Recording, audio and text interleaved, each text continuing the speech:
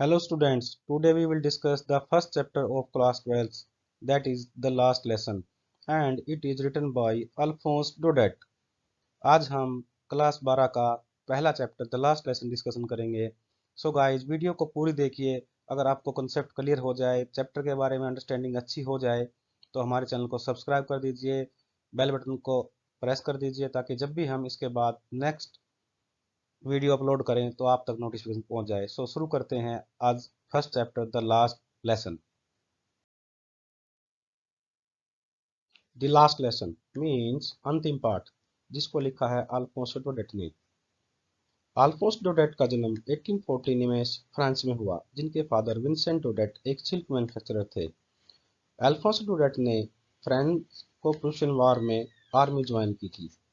इनकी books Monday tales, जिनको 1873 में पब्लिश किया गया था, और जो अंतिम पार्ट द लास्ट लेसन है, वो उन्होंने फ्रैंको प्रूशियन वार के बीच में 1870 में ही लिखा है। सो गाइस, जब बात करते हैं हम पार्ट के बारे में, अबाउट लेसन, जो स्टोरी है वो 1870 फ्रांस प्रूशियन वार, फ्रांस जर्मनी वार के बीच में लिखी गई है। जर्मनी ने फ्रांस को हरा दिया था, जिसके अंदर जर्मनी के जो लीडर थे वो थे prince of Bismarck. The French district Alsace and Lorraine, ये दो बड़े इंपॉर्टेंट डिस्ट्रिक्ट हैं। इनको आप याद रखना, क्योंकि बार बार इनका आगे चल के भी इनके बारे में बात होगी। दो डिस्ट्रिक्ट्स एल्सेस एंड लोरेन के ऊपर प्रूशियंस ने कब्जा कर लिया था। उसके बाद उन दो डिस्ट्रिक्ट के अंदर टीचिंग ऑफ फ्रेंच, जो फ्रेंच लैंग्वेज की पढ़ाई है, उसको डिसकंटिन्यू, उसको रोक दिया गया था। जर्मन लैंग्वेज इसके इनके अंदर पढ़ाई जाएगी कल से, बाय टुमारो। इन दो डिस्ट्रिक्ट के अंदर कल से जर्मन लैंग्वेज पढ़ाई जाएगी और वहाँ पर फ्रेंच लैंग्वेज नहीं पढ़ाई जाएगी। जो फ्रेंच टीचर्स हैं, उनको वहाँ पर स्कूल छोड़ने के लिए बोल दिया गया था। सो यहाँ से हमें पता चलता है कि जो लड़ाई का टाइम है वो 1870 से 1871 है, जिसके अंदर जर्मनी और फ्रांस का वार हुआ। और जर्मनी ने फ्रांस के दो डिस्ट्रिक्ट्स एल्सेस एल्सेस एंड लोरेन, इन दो डिस्ट्रिक्ट पे कब्जा कर लिया, और उसके बाद वहां पर जर्मन लैंग्वेज को लागू कर दिया और फ्रेंच टीचर को बोल दिया गया कि आप स्कूल छोड़ दें। इसके बाद बात करते हैं इसके कैरेक्टर्स की। इस स्टोरी के अंदर दो मेन कैरेक्टर्स हैं। एक है इसमें टीचर और दूसरा है एक स्टूडेंट। जो टीचर हैं उनका नाम है एम हैमल। वो एक फ्रेंच लैंग्वेज के टीचर हैं, जिन्होंने एक ही स्कूल के अंदर 40 ईयर्स तक, 40 साल तक काम किया है। और he is respected by both the student and villagers, और वो उसका विलेजर्स और स्टूडेंट्स बहुत सम्मान करते हैं। वो हमेशा अपने हाथ में उसका आयरन रूलर, उसका जो आयरन स्केल है, वो रखता है। ये हमेशा वो बच्चों को सजा देने के लिए रखता है, ताकि बच्चे डरें और पढ़ाई में अपना ध्यान दें। He loved French and French language very much, वो फ्रांस और फ्रेंच लैंग्वेज, फ्रांस भाषा से बहुत ज़्यादा प्यार करता है। वही एम हैमल ही लास्ट लेसन को क्लास में प्रेजेंट कर रहे हैं, और ये उनका लास्ट डे है स्कूल के अंदर, ये उनका लास्ट डे है। यहाँ से आप एम हैमल का करेक्टर, अगर आप एग्जाम में आपको एम हैमल के करेक्टर के बारे में लिखना आ जाता है, तो यहाँ से आप एम हैमल का करेक्टर भी लिख सकते हैं। इस इस स्टोरी का जो दूसरा मेन करेक्टर है वो है फ्रेंच। फ्रेंच एक स्कूल गोइंग बॉय है। इसकी एज लगभग 10 साल है, और स्टोरी का जो नरेटर है वो भी फ्रेंच ही है। स्टोरी का जो वर्णन किया गया है वो फ्रेंच ने अपने शब्दों में किया है। वो एल्सेस स्कूल, एल्सेस और लोरेन, जो दो डिस्ट्रिक्ट जिनके अंदर फ्रेंच लैंग्वेज को हटाकर जर्मनी लैंग्वेज को लागू किया गया था, उसी में से एक शहर एल्सेस का वो स्टूडेंट है। एल्सेस स्कूल के अंदर एक स्टूडेंट है। वह पढ़ाई में बहुत ज़्यादा इंटेलिजेंट नहीं है, और जो एम हैमल हैं वो उसके टीचर हैं। वो एम हैमल से हमेशा ही डरता है। क्यों? क्योंकि एम हैमल जो है अपने हाथ में रूलर, जो स्केल है, वो रखते हैं, और उसको डर रहता है कि अगर आप काम नहीं करोगे तो एम हैमल से आपको सजा मिलेगी। फ्रेंच ने अपना पार्टिसिपल का होमवर्क नहीं किया है, इसलिए वो स्कूल जाने से भी डर रहा है। उसकी अपने टीचर के बारे में अच्छी ओपिनियन नहीं है, वो अच्छी राय नहीं रखता है। और उस लास्ट में उसकी जो ओपिनियन है वो चेंज हो जाती है, जब उसको पता चलता है कि एम हैमल अब स्कूल छोड़ के जा रहे हैं और कल से यहाँ पर जर्मन भाषा पढ़ाई जाएगी। वो अपने नहीं पढ़ने पर अंत में शर्मिंदा होता है, सॉरी फील करता है, और अपने टीचर एम हैमल का भी रेस्पेक्ट करना शुरू कर देता है। सो गाइज, यहाँ से आप फ्रेंच का करेक्टर अगर क्लास में, अगर आपने अभी तक बहुत अच्छे से नहीं किया है, तो एग्जाम के लिए आप यहाँ से आप फ्रेंच का करेक्टर तैयार करके अपने आप भी लिख सकते हैं। इसमें आपको ज़रूरत नहीं है कि आपको एज इट इज किताब में लिखा हुआ, बुक्स में लिखा हुआ उसको रटने की ज़रूरत है। यहाँ से बड़ी इजी चीज़ें, और इवन आपको यहाँ से उनके फ्रेंच के ऊपर जो एमसीक्यूज दिए गए हैं, who is French, French is a school going boy, his age about 10 year old, and who is the narrator of story, that is French. So ये सारी चीज़ें आपको यहाँ से अच्छे से याद हो जाएंगी।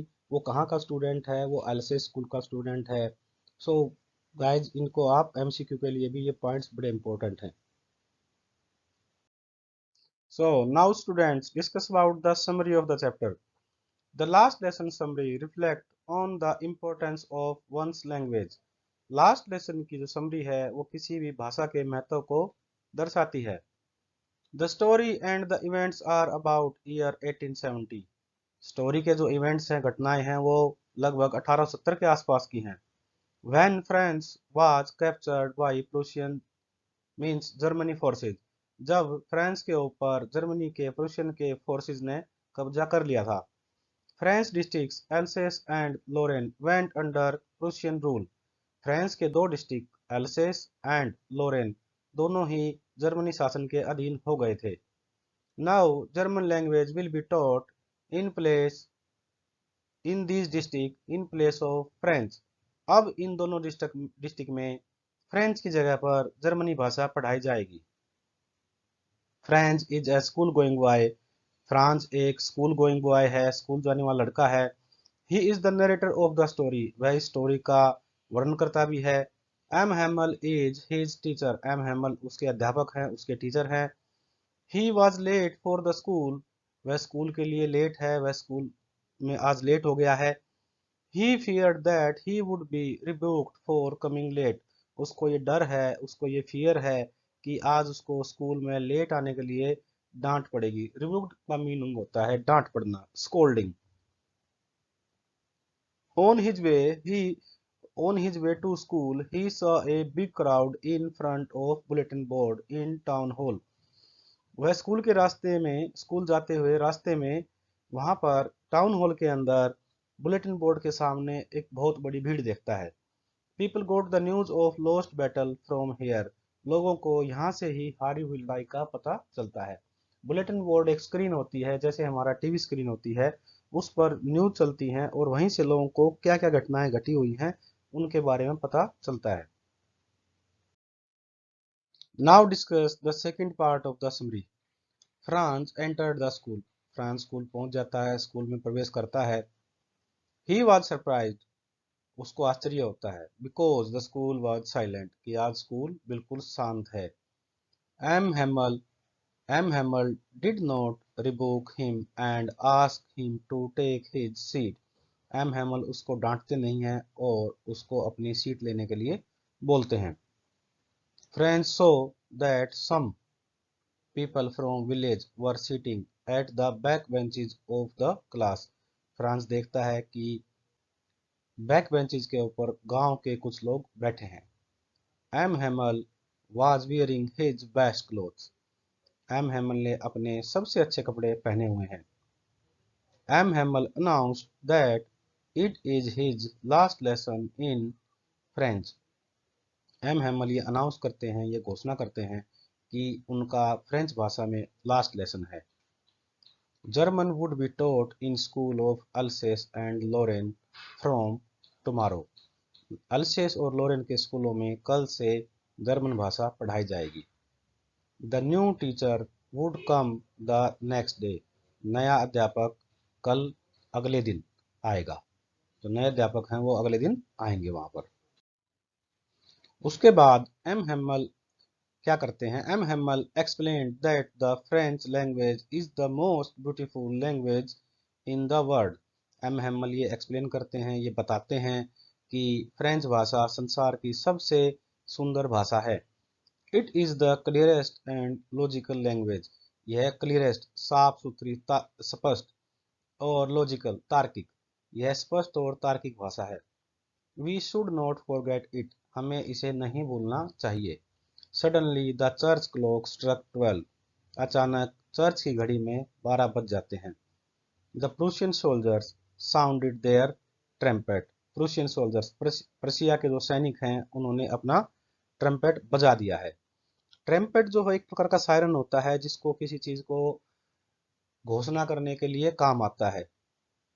M Hamel stood up and wrote on the black board. M Hamel खड़े हो गए और उन्होंने ब्लैक बोर्ड पर लिखा। विवे ला फ्रांस, ये फ्रेंच भाषा में लिखा गया है विवे ला फ्रांस, जिसका मीनिंग होता है long live France, means France अमर रहे। Now the school was dismissed, इसके बाद स्कूल डिसमिस कर दिया जाता है, मीन्स स्कूल की छुट्टी कर दी जाती है। सो गाइस, यहाँ से आपको कंप्लीट समरी, चैप्टर की कंप्लीट समरी को समझा दिया गया है और होपफुली आपको इसके बीच में जो भी आपकी क्वेरीज थी वो भी क्लियर हो गई होंगी। इसी से रिलेटेड इसके अंदर आपको एमसीक्यूज मिल जाते हैं और क्वेश्चन जो आपके एग्जाम में आते हैं इसी समरी में से आप अपने आप भी बना के लिख सकते हैं। नेक्स्ट स्लाइड के अंदर हमने इसमें कुछ इंपॉर्टेंट एमसीक्यूज दिए गए हैं, उनको भी जरूर देखें। So now student, we will discuss some important multiple choice questions. Multiple choice questions MCQ. MCQ board exam में दो जगह पर आते हैं, एक पैराग्राफ कॉम्प्रिहेंशन के अंदर 5 नंबर के होते हैं और दूसरी जगह पर एक एक नंबर के अलग से क्वेश्चन पूछे जाते हैं जो कि बुक वाइज 5-5 नंबर के आते हैं। सो डिस्कस करते हैं। Question 1, what was M Hamel going to question Franz about. M Hamel Franz से किस बारे में क्वेश्चन पूछने वाले थे। आंसर है participle. Who set on the back benches, ये आपने ऑलरेडी समरी में देखा ही है कि बैक बेंचेज पर कौन बैठा था, विलेज पीपल्स, गांव के लोग बैठे थे। For last 2 years where did all the bad news come from, पिछले 2 साल से जो बुरी खबरें हैं वो कहाँ से मिल रही थी। आंसर इज बुलेटिन बोर्ड, ये भी मैंने आपको बताया था कि जो खबरें हैं, न्यूज हैं, वो बुलेटिन बोर्ड पे चलती थी। What did M Hamel bring for his class on his last day in the school. M Hamel last day में वहां पर स्कूल में अपने साथ क्या लेकर के आते हैं, क्या लेके आते हैं, न्यू नोटबुक, और बाद में ये इनको स्टूडेंट्स के अंदर डिस्ट्रीब्यूट करते हैं। Why did the villagers come to meet M Hamel in the school, गांव के लोग वहां पर एम हैमल से मिलने क्यों आते हैं, किस लिए आते हैं। ये मैंने एम हैमल के करेक्टर में भी आपको बताया था कि गांव के लोग और स्टूडेंट्स उनका बहुत ज़्यादा रिस्पेक्ट करते हैं, इसीलिए वो उनको रिस्पेक्ट देने के लिए वहां पर आए थे। Why was French surprise, French surprise क्यों होता है, हैरान क्यों होता है, क्यों होता है वहां पर, because of M Hamel's kind and polite behaviour and the village elder on back benches. M Hamel का काइंड बिहेवियर देख के और गांव के लोगों को पीछे बैक बेंचेज पे बैठे हुए देखकर उसको आश्चर्य होता है। एक और है इसमें, वो इसलिए भी सरप्राइज होता है क्योंकि आज स्कूल बिल्कुल शांत था। What did Franz find on reaching the school? School पहुंचने के बाद फ्रेंच क्या देखता है, वो देखता है कि स्ट्रेंज क्वाइटनेस, की स्कूल जो है आज बिल्कुल साइलेंट है। What does the last lesson signify? Last lesson किस चीज को दर्शाता है, किस चीज का महत्व बताता है। This is the change in the life. Last lesson के अंदर जो एक्सप्लेन किया गया है ये बताया गया है कि जैसे हमारी भाषा बदल जाती है तो उनके जीवन पर भी प्रभाव पड़ता है, उनकी लाइफ भी बदल जाती है। From where did orders come to teach only German in the districts of Alsace and Lorraine? भाई अल्सेस और लोरेन के अंदर कल से जर्मन पढ़ाई जाएगी, ये ऑर्डर्स कहाँ से आते हैं, ये कहाँ से आते हैं, बर्लिन से आते हैं। What does the last lesson symbolize? Last lesson किस चीज को सिंबलाइज करता है। This is the lost of language and freedom, वो किसी की भाषा और आज़ादी के खोने का सिंबलाइज करता है। सो गाइज, यहाँ पर हमारा चैप्टर कंप्लीट हो जाता है और होपफुली जितने भी चैप्टर से रिलेटेड क्वेश्चंस में भी एग्जाम में इनमें से कुछ आएंगे, लेकिन आपको चैप्टर को जब तक पूरी समरी कंप्लीट नहीं आ जाती है, चैप्टर के बारे में समझ में नहीं आता है, तब तक आप चैप्टर के बारे में लिख नहीं पाते हैं, चाहे वो क्वेश्चन कैसा भी आए। सो आपको जितना बताया गया है आप उनको नोट कर सकते हैं, और कोई इससे रिलेटेड कोई भी क्वेरी है, कोई भी आपका सवाल है, क्वेश्चन है, आपको उसको डिस्क्रिप्शन बॉक्स में टाइप कर सकते हैं, कमेंट्स में टाइप कर सकते हैं। और आपको कंसेप्ट क्लियर हो गया हो तो हमारे चैनल को सब्सक्राइब कर दीजिए, लाइक कर दीजिए और बेल बटन को प्रेस कर दीजिए, ताकि जब भी हम नेक्स्ट वीडियो यहाँ पर अपलोड करें तो आप तक नोटिफिकेशन पहुँच जाए। So thank you guys.